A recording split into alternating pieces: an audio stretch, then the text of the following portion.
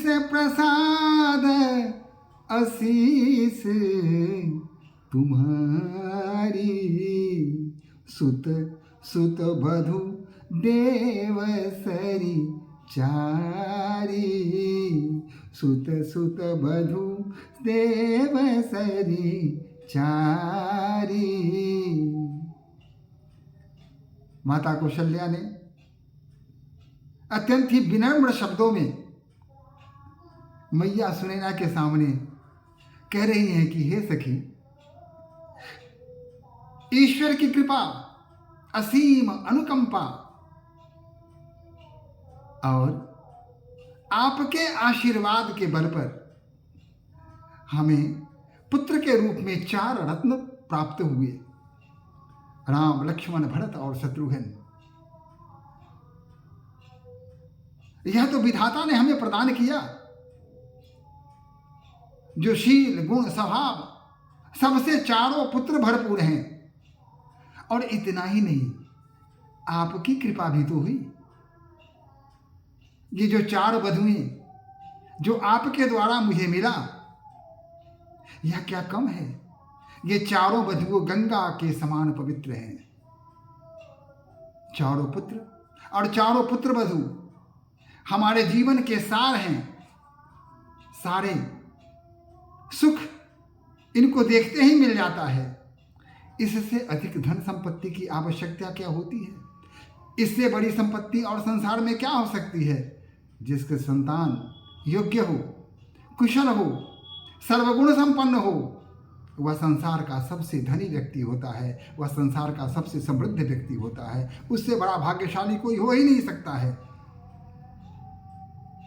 और ईश्वर की कृपा और आपके आशीर्वाद से मुझे वह सहज ही प्राप्त हो गया। इसके लिए मैं अनुग्रहित हूं, आभारी हूं आपका।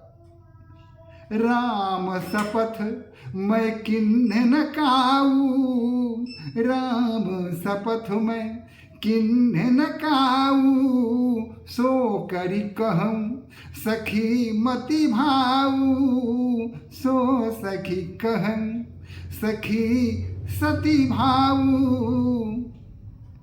सखी, मैंने राम का कभी शपथ नहीं लिया, कभी साहस नहीं कर सका कि राम की शपथ ले सकूं। लेकिन आज मैं वही श्री राम की शपथ लेकर कह सकती हूं और सच्चे हृदय से कह रही हूं,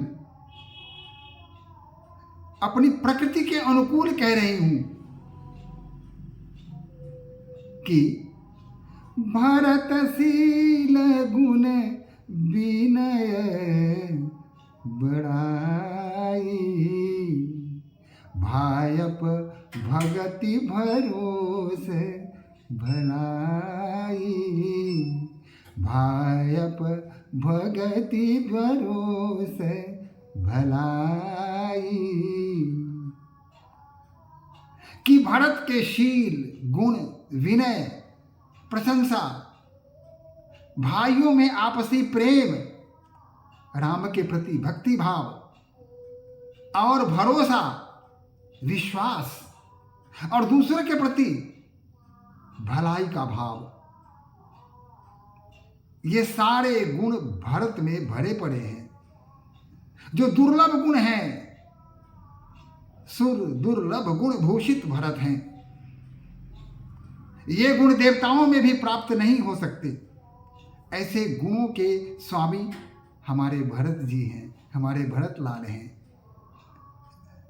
और उनके संबंध में कहना ही क्या। रे कहत सारद हूं करमति चे,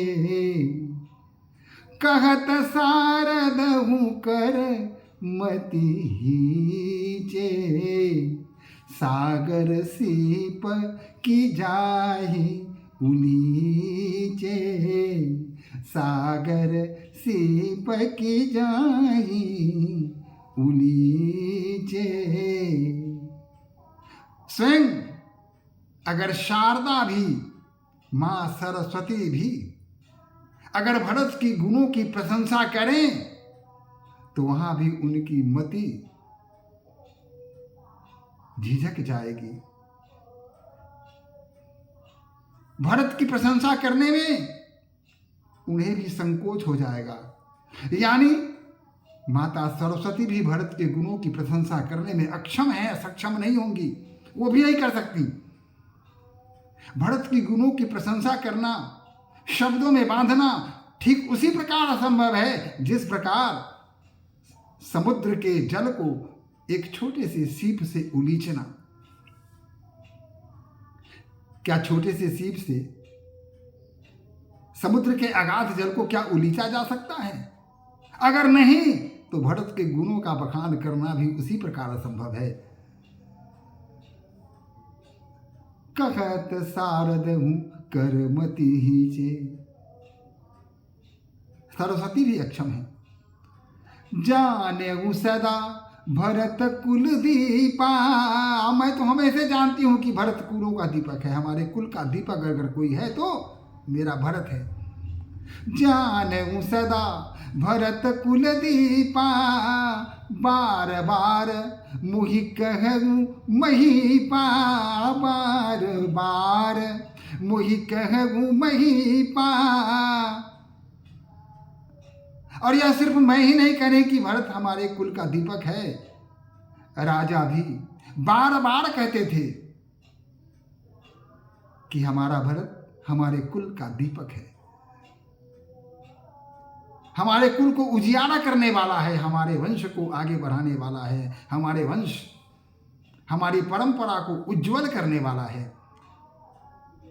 इस बात का उल्लेख बार बार स्वयं राजा दशरथ कर चुके हैं, सिर्फ मैं ही नहीं कहती। कसे कनकुमनि पारखी पाए,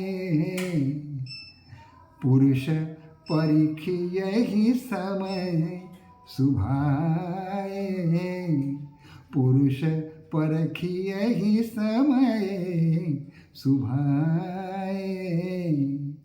सोने की परख कसौटी पर होती है, उसकी कसौटी, उसकी परख कसौटी पर की जाती है कि सोना खरा है या खोटा है।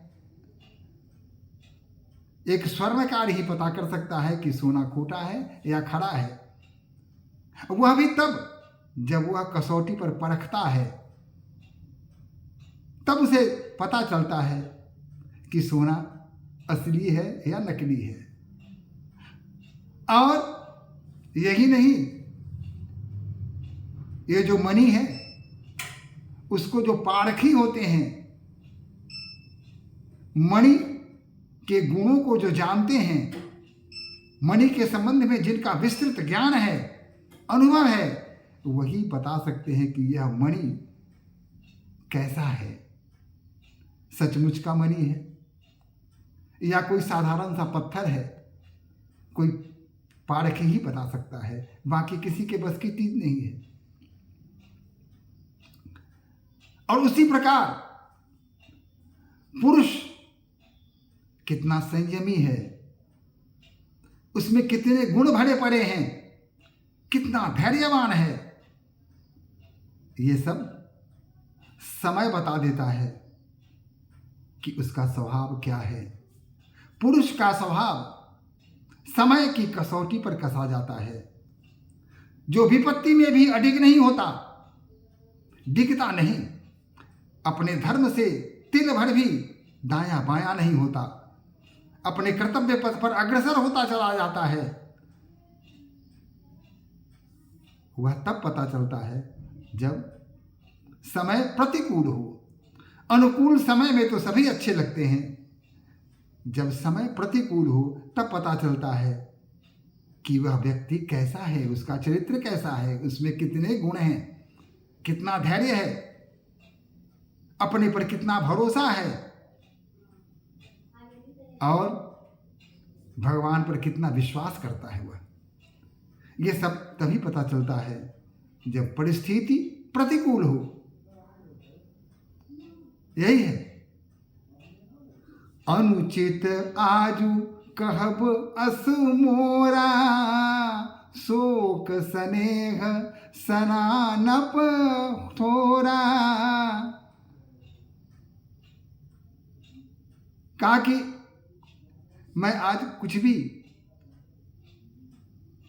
गलत नहीं कहूंगी, अनुचित नहीं कहूंगी।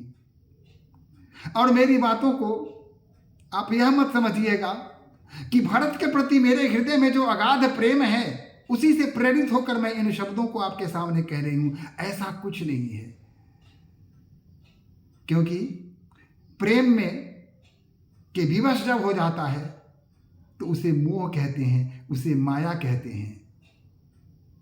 पुत्र प्रेम में लोग बिल्कुल बावले हो जाते हैं, लेकिन मैं सच कह रही हूं, इस समय जो कुछ भी मैं कह रही हूं वह पुत्र प्रेम नहीं है। आपको लगे शोक स्नेह सयानप थोड़ा, लेकिन हो सकता है जब आदमी शोकाकुल हो, जब उसके हृदय में प्रेम अगाध भरा हुआ हो, तो ऐसी स्थिति में जो उसमें बुद्धि होती है, उसमें ज्ञान होता है, उस ज्ञान में कमी स्वभावतः आ जाती है। हे सखी, हो सकता है वह कमी मुझ में भी आ गई हो सकता है मैं पक्षपात कर रही हूं, लेकिन सच यही है कि भरत के संदर्भ में मैंने जो कुछ भी कहा वह सीधे हृदय और सरल हृदय से मैं कह रही हूं, वह कहीं भी मिथ्या नहीं है, सच है। सुनी सुर सरि सम पावन बानी, भई स्नेह विकल सब रानी। माता कौशल्या के स्नेह से सना हुआ पवित्र वाणी सुनकर अन्य रानियों की स्थिति अत्यंत दयनीय हो गई, सभी शोक में विफल हो गई। उस समय तक जो बातों ने, परिस्थिति ने उन्हें सहज कर रखा था, थोड़ी सी शांति उन्हें मिल रही थी, लेकिन माता कौशल्या के इन वचनों को सुनकर वे सभी शोक विवल हो गईं। शोक स्नेह सयानप थोड़ा,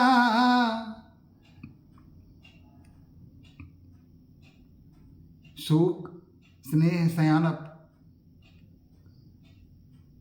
ये सबको छोड़कर जो उन्होंने वाणी बोली, इस वाणी से अन्य रानियां अत्यंत अभिभूत हो गई, सभी रानी विकल हो गई। कौशल्या कह धीर धरी, सुनहु देवी मिथिलेश, को विवेक निधि बल्लभहि, तुम्हि सकहि उपदेश। फिर माता कौशल्या ने धीरज धारण करके और अत्यंत विनम्र और स्नेहिल शब्दों में दोनों हाथ जोड़ के माता सुनैना के समक्ष गई और सर झुका के बोला, कहा, देवी, हे मिथिलेश पति की अर्धांगिनी, आप मेरी बात जो कुछ भी मैंने कहा है वह सुनिए कि मैं आपको भला क्या कह सकती हूं, क्या समझा सकती हूं।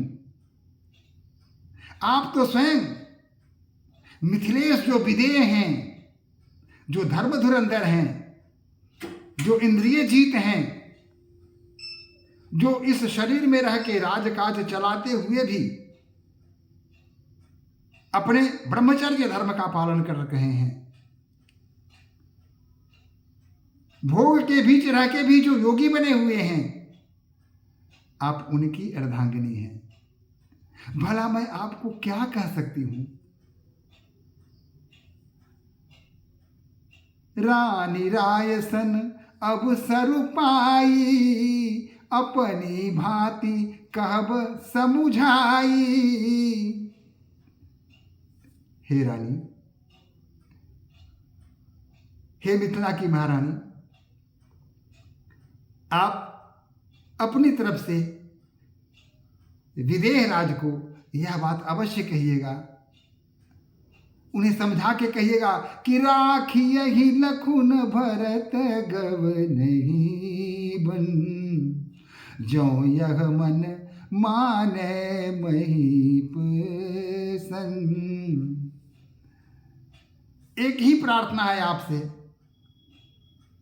भरत राम के बिना नहीं रह सकते। अगर भरत को राम से दूर कर दिया जाए तो उनके प्राणों पर संकट आ जाएगा।